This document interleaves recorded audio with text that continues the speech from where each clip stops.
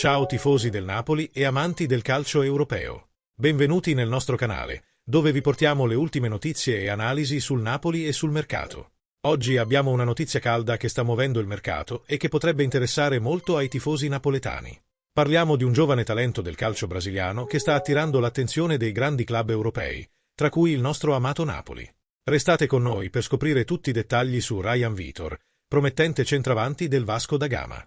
Ryan Vitor, giovane centravanti classe 2006 e attualmente in forza al Vasco da Gama, è sotto i riflettori del mercato europeo. Secondo le recenti informazioni del portale TMV, il giocatore è molto richiesto e diversi club europei tengono d'occhio il suo talento.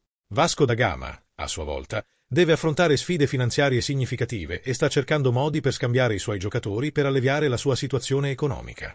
Vasco da Gama ha valutato Ryan Vitor circa 10 milioni di euro, un valore che riflette il potenziale e la promessa del giocatore. Tuttavia, a causa delle difficoltà finanziarie, il club è disposto a trattare l'atleta anche attraverso un prestito, se ciò significa una soluzione fattibile per entrambe le parti. Recentemente, l'entourage di Ryan Vitor ha fatto conoscere il giocatore a diverse squadre italiane ed europee. Tra i club che hanno mostrato interesse ci sono l'Atalanta, l'Udinese e, ovviamente, il Napoli.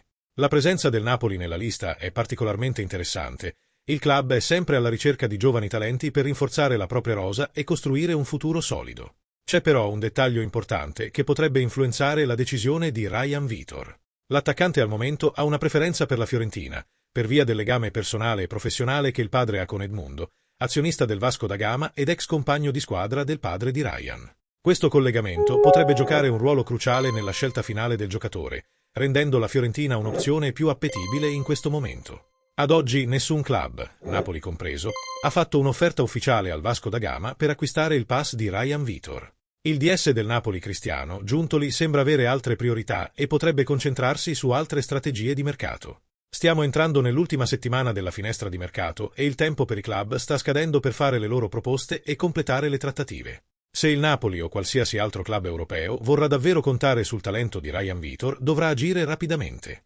Altrimenti il giovane attaccante potrebbe restare in Brasile fino al termine della stagione, quando avrà una nuova opportunità per cercare il trasferimento in Europa. Insomma, Ryan Vitor è uno dei giovani talenti più promettenti del calcio brasiliano e il suo futuro è aperto con diverse opzioni in Europa.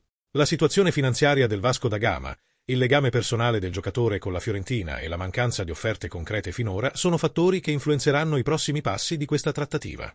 Per i tifosi del Napoli è importante prestare attenzione ai movimenti dell'ultimo minuto nella finestra di mercato. L'arrivo di un giocatore come Ryan Vitor potrebbe rappresentare un grande rinforzo per la squadra, portando freschezza e giovani talenti al suo interno. Ma con il tempo che stringe, bisognerà aspettare e vedere se il Napoli riuscirà ad assicurarsi la firma dell'attaccante o se finirà per approdare in un altro club europeo. Continuate a seguire il nostro canale per ulteriori aggiornamenti e approfondimenti sul Napoli e sul mercato. Non dimenticare di mettere mi piace, condividere e iscriverti per non perdere nessuna novità. Alla prossima e Forza Napoli!